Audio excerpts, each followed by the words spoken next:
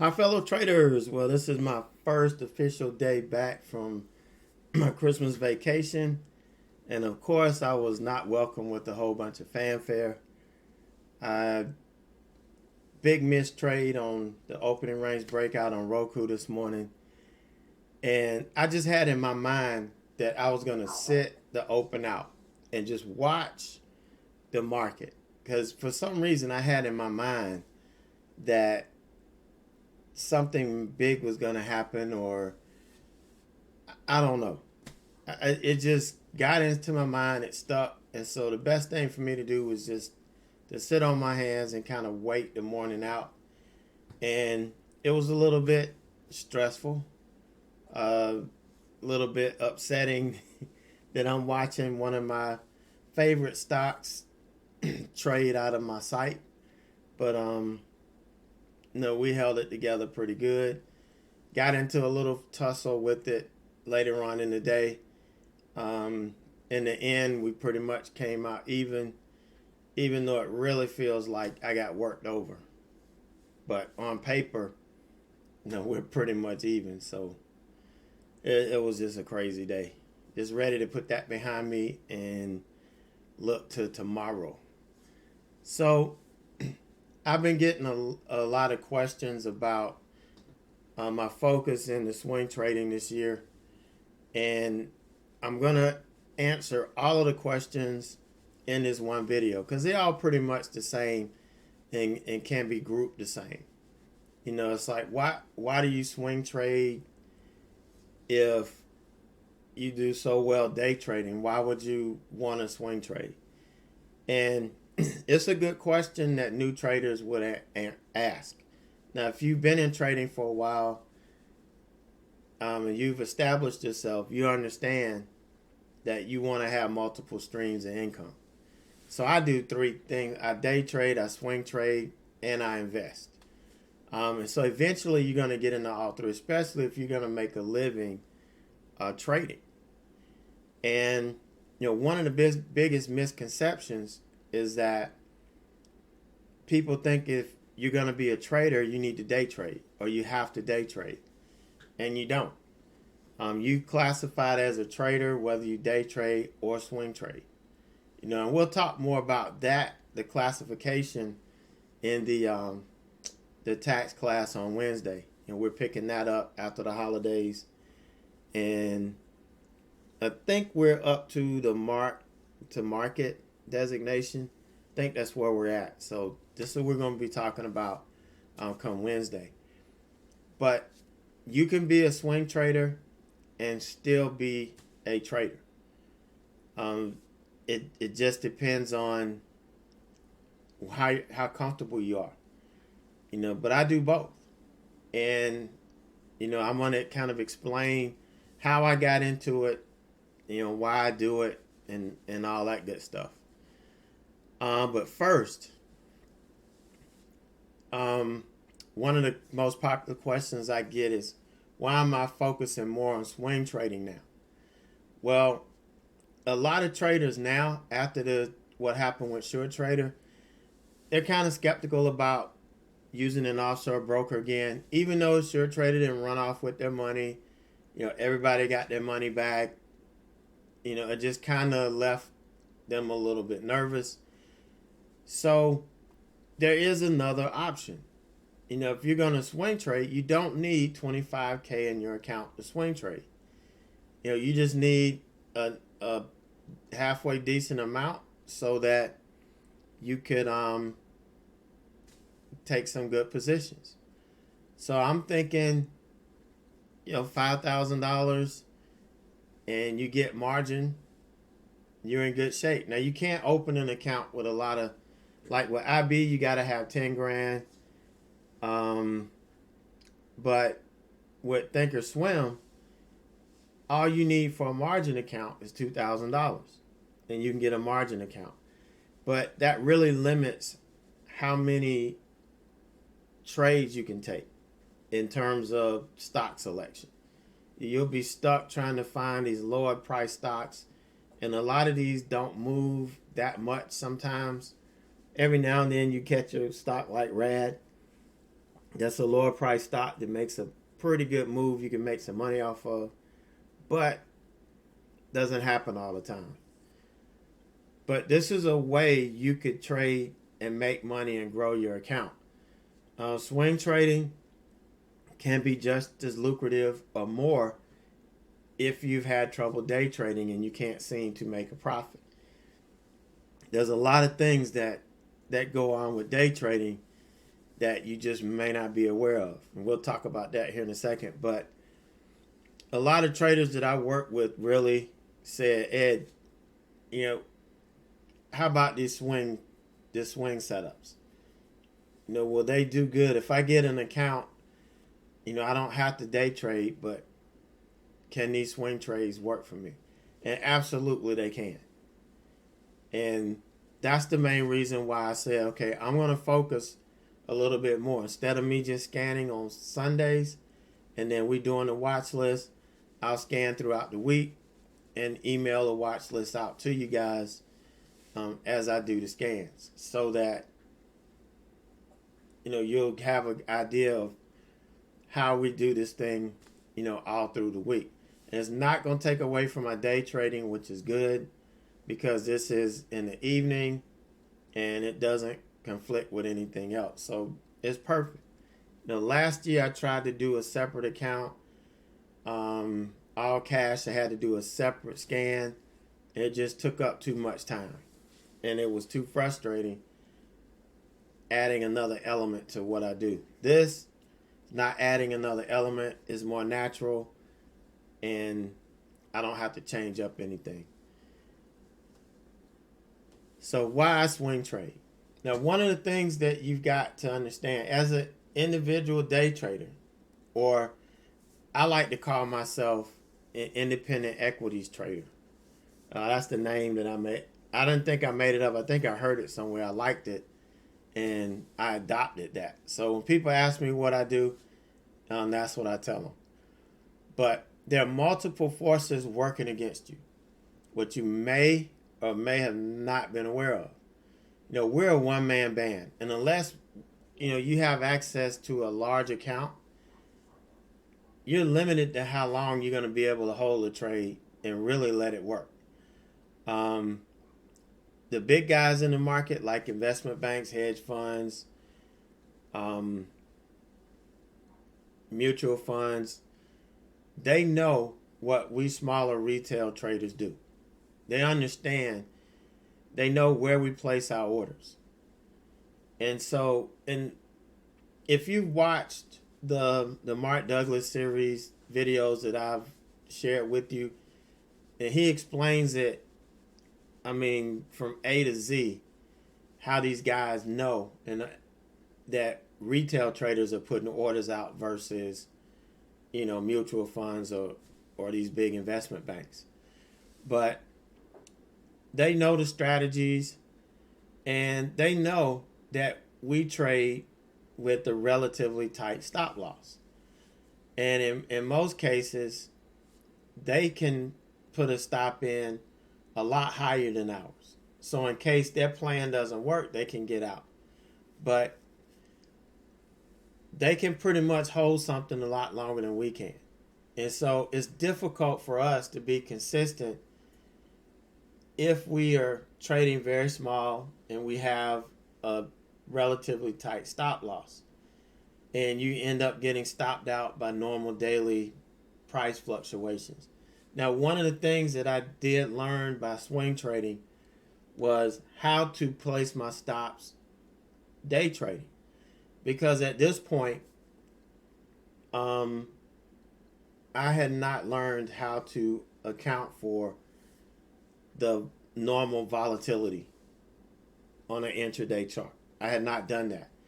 But I've taught you guys that. You understand and you know exactly how to plan for that normal volatility. And like everything else, it's not perfect, but it works most of the time. 70% of the time, you're not going to get stopped out. And then too, it depends on the stock. Stock like Roku is going to happen. So let's take a look at today. This is me. I'm trying to do the reversal here. All right. I'm getting in here. I'm trying to get in here under this candle. But as soon as I get in, the stock jumps up because I market it in. This rarely if ever happens to me. But as soon as I click the order, and normally market orders fill immediately, and it did fill immediately. It filled immediately when it popped up. And so I got in here, and then I had a point that I was going to give it. And a point, it was just above the high of this candle. And I figured, hell, if we traded above this, then it's done anyway. And so I had given it maybe 20, 25 cents above this. Gave it a whole point. This normal volatility popped me out. And then it came back and started to work. So I jumped in again. Once it did its little thing, I knew, okay, it's done. Now it's time to go. And the reversal pretty much worked out. But you could see this is kind of like a volatility thing. It saw something and it picked up something down here. It was immediate.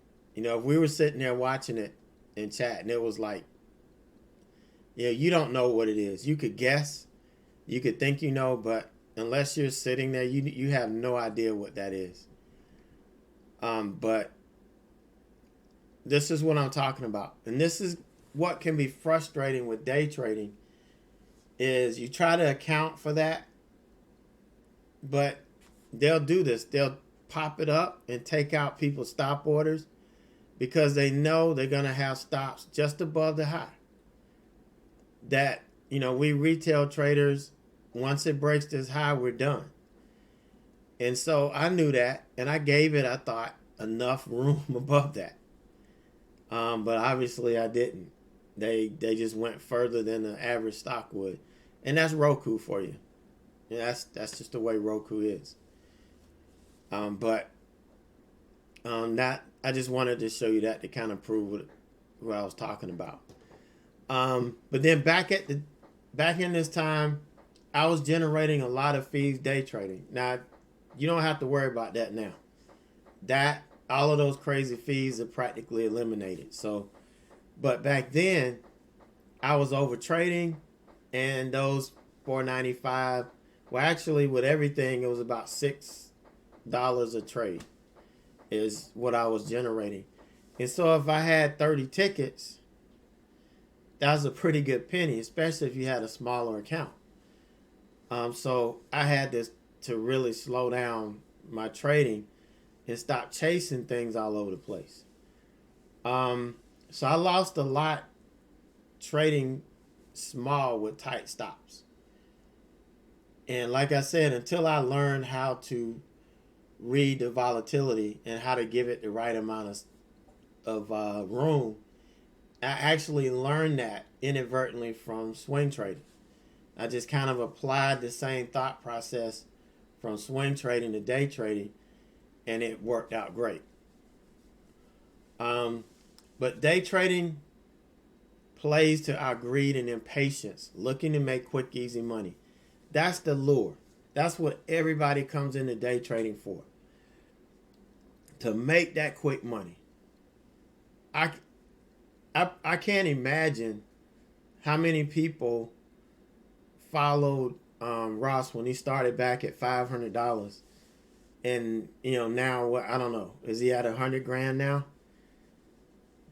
That plays on people's emotions and greed, and it's like, I need to make this kind of money right now because I'm ready to leave my job right now, and then I can dedicate the time I need to be a good trader. And that's the mindset that is why the failure rate is about 92% now, because that's what everybody comes in to do. I had that's what brought me in. Honestly, I'm not going to lie to you. That is what brought me in. That's what suckered me in. And I was fortunate enough to learn early on that all you're tracing is of fantasy. That there's going to take a lot of work, a lot of discipline, and a lot of patience to get to the point where I can make that kind of money. And at that point, I didn't have the discipline necessary to deal with that.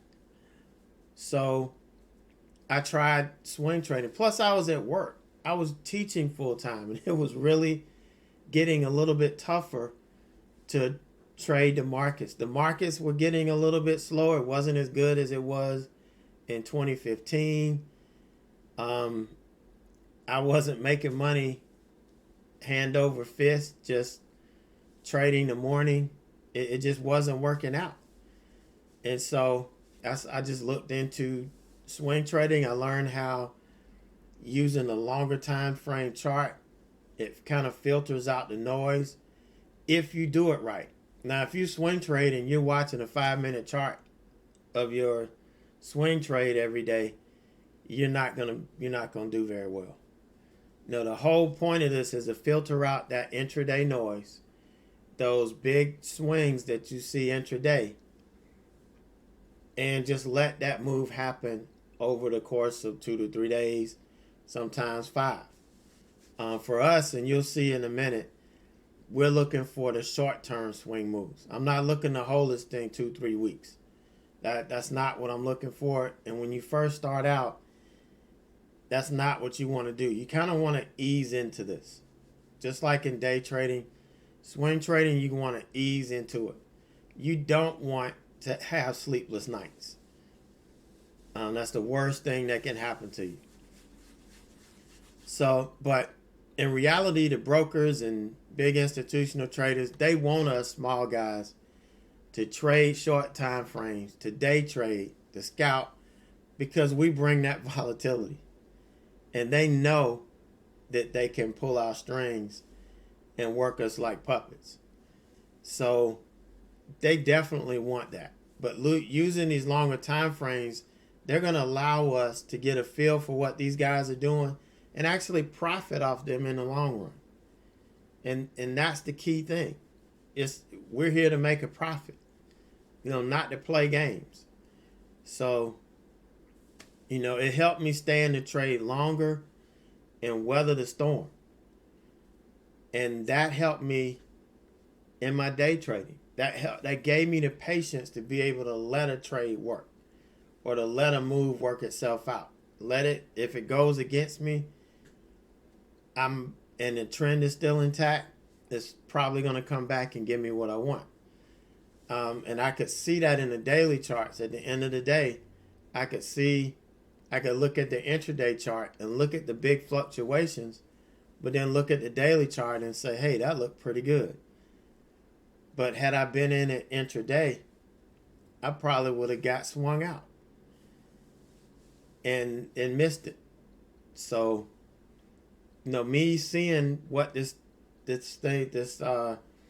stock did and how it looked on a daily chart versus intraday chart. And then I started looking at longer time frames, like the 60-minute chart, which is what I use to trade all day hold on, which is another longer time frame that kind of helped me eliminate feeling the anxiety of the pullbacks and the bounces and all that stuff. So again, it allowed me to work around my work schedule. I was able to trade freely. I could get in the trade at the market open according to my strategy.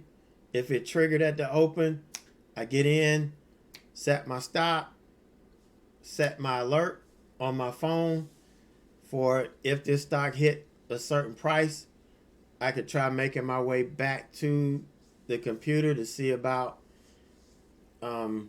taking profit if by chance it got that far, and going from there. Now, I know I said taking profit, and if you do take profit on a swing trade the day you make it, it does count as a day trade. You get 3 day trades, and you definitely don't want to waste them. You want those day trades available in case the stock goes against you and you got to get out that day. All right, you got to do that. Once you run out of day trades, don't trade anymore. So in case I forget to tell you, don't trade anymore once you run out of day trades, because then you'll be locked up for 90 days, and then you'll really be pissed off. But don't use those day trades wisely. So you want to. That's why you don't want to have a hard profit target unless it's like way up there.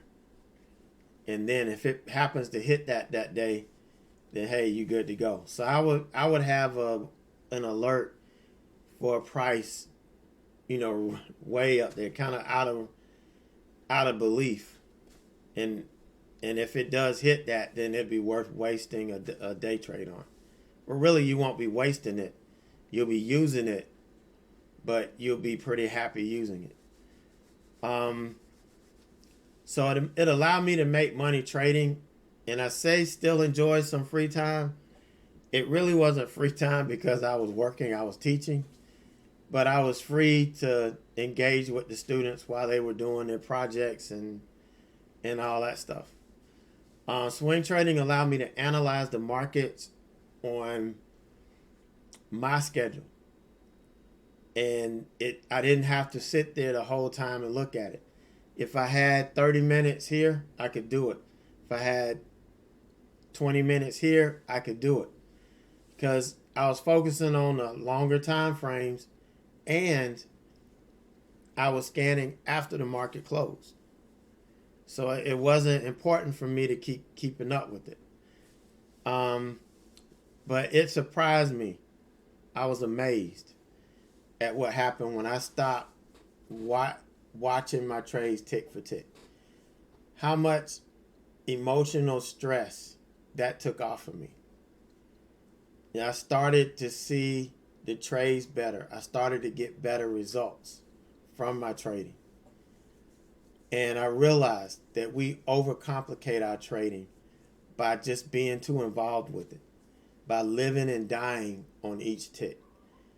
And when I saw that video where Mark Douglas was talking about how if we add value to the positive and negative ticks on the chart,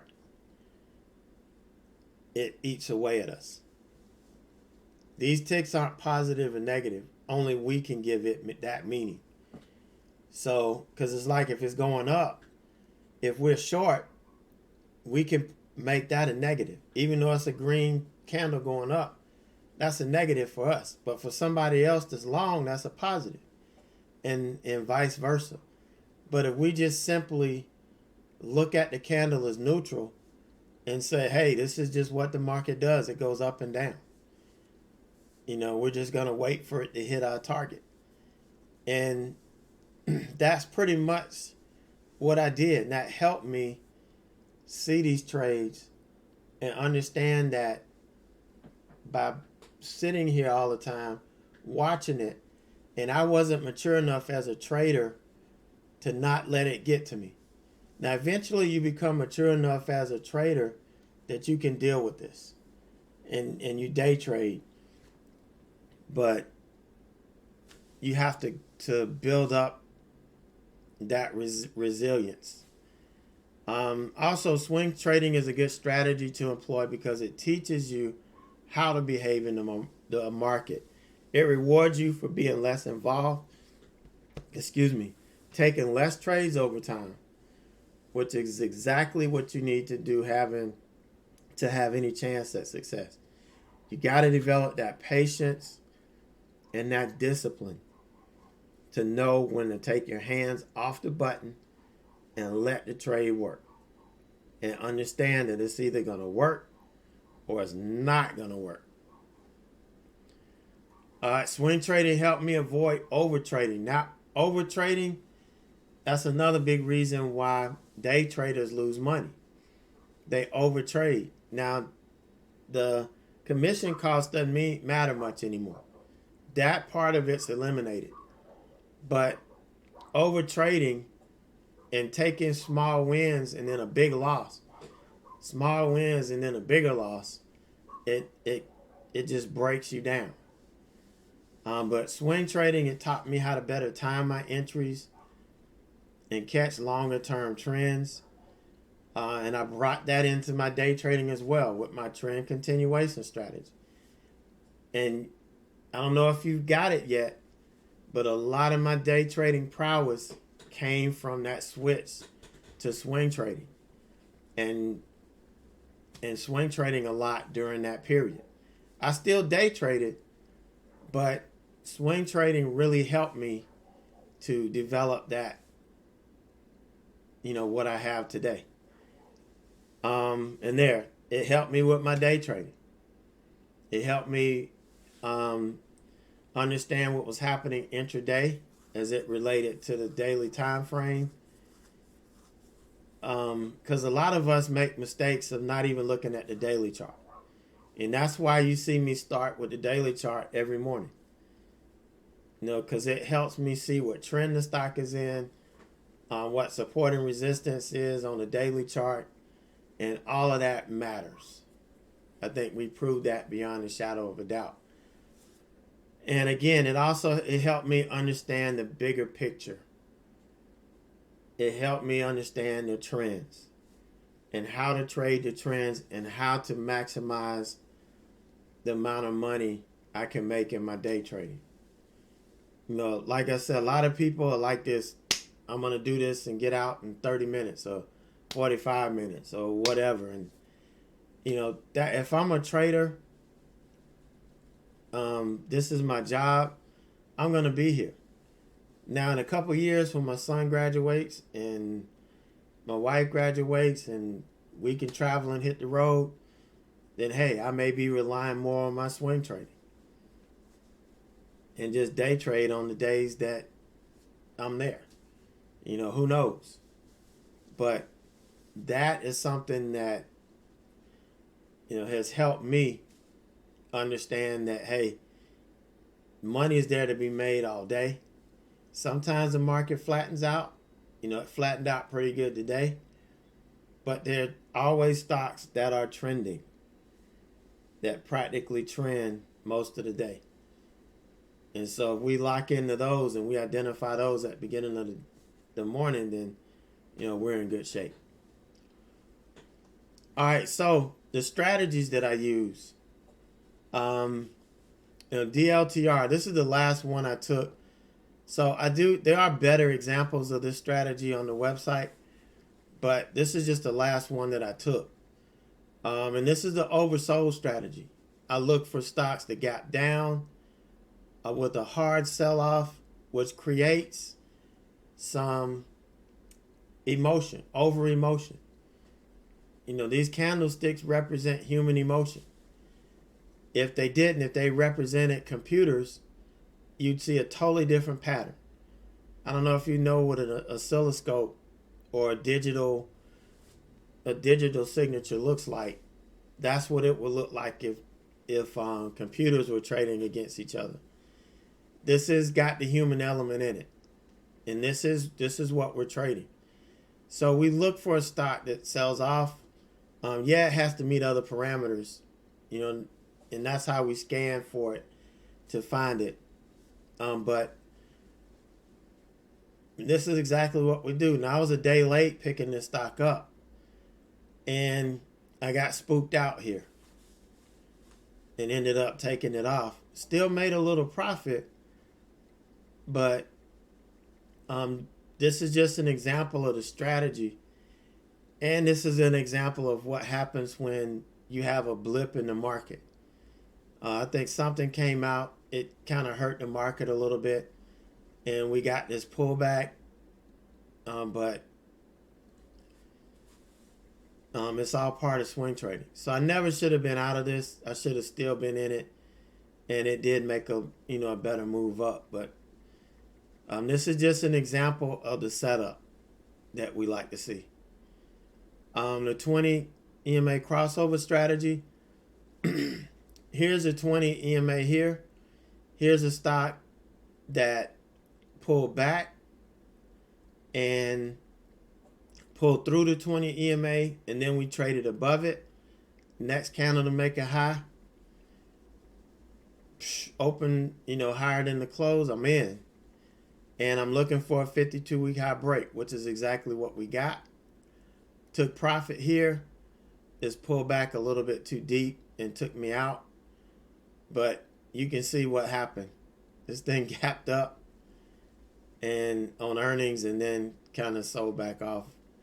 But we're in these and we have the potential to make good money and then, okay money. And this was just kind of an okay trade, and one that I got spooked out of. I got to work on not getting spooked out and letting this thing go.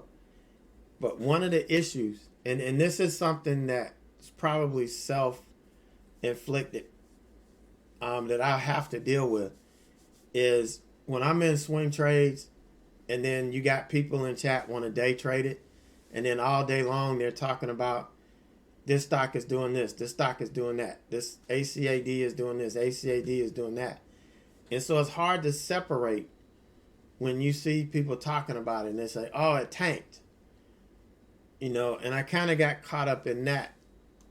And, it caused me to take this thing off. But that's something, we always have something to work on, and that's something I have to work on. But last but not least, this is the 52-week high strategy. Here is the 52-week high here. And what we look for is a stop to make a 52-week high and pull back. Now, if it pulls back to the 20, then we get it on a 20 EMA cross. And our first profit target is the 52-week high. And then we're looking for it to run up. But if it doesn't pull back within 5 to 10 days, we want to see it assaulting the 52-week high. And here I anticipated a bit. And we did make the 52-week high. Took some off on the break. And I just got happy taking profit and missed the big move. But, this is okay because here's the thing. When we first start out, we're just looking to get 6 to 8% on a move, and then we reset. 6 to 8% on a move, and then we reset until we're comfortable. And once we become comfortable, then we can, and we have a little bit of money in our account that allows us to scale out of these trades, then, we're off and running. Now, I do have all of these. These are the 3 strategies that I teach in the class that we focus on. And you can flip these and just do just the opposite. Instead of the 52-week high, we do the 52-week low. Instead of the 20 EMA cross to the top, we look for stops trending down and looking for it to cross through the bottom. And instead of oversold, we'll look for overbought. We just flip the scans. And we can do that. The reason why I don't teach shorting first is because you can lose your account and then some by shorting. It's happened to several people that I've worked with that did not heed my warning, and they lost their whole account and then some because they didn't realize if you are short and it goes long, you're in bad shape. Just for instance, here's RAD. Okay, we made this huge run up. We got a pullback here.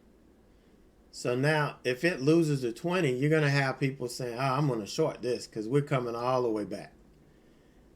Okay, you short this at 13. And the next morning, before the market even opens, there's news that comes out that RAD and CVS are merging, or CVS is buying Rad out. This jumps to $40 a share, and you're short at 13. You just lost over 13 grand, and all you had was a $5,000 account that you practically maxed out on margin, shorting the stock. So I don't condone shorting yet until you really can incur the risk and you're comfortable, really comfortable with swing trading and holding overnight. But there are other elements to it. Like I said, it's all in the class. You guys that want to come in, the roadmap GPS to Trading Success 2020 is $249 for all access. You get access to all the classes, all the live classes. There's nothing that you're lacking. And you have 6 months to build that foundation. And I'm not saying I'm the only one that you need to be learning from. You may not like my strat. Once you learn it, you got the foundation. You know what it takes to be consistent. There may be another strategy somewhere that you like better. Or you may adapt and change it up a little bit so that it meets what you see. Trading is like an art form. You just have to find your eye. And then you paint it. And you paint. And that's what my whole goal is. It's not to create a whole bunch of followers. It's not to pack the room so that you guys can make my stock move. That's not what I'm doing. I want you guys to know exactly what it takes. The real deal. I'm never going to tell you what you want to hear. Some people get mad at me, but that's just the way it is. I'm a teacher. I'm going to tell it like it is. My students would get mad at me all the time.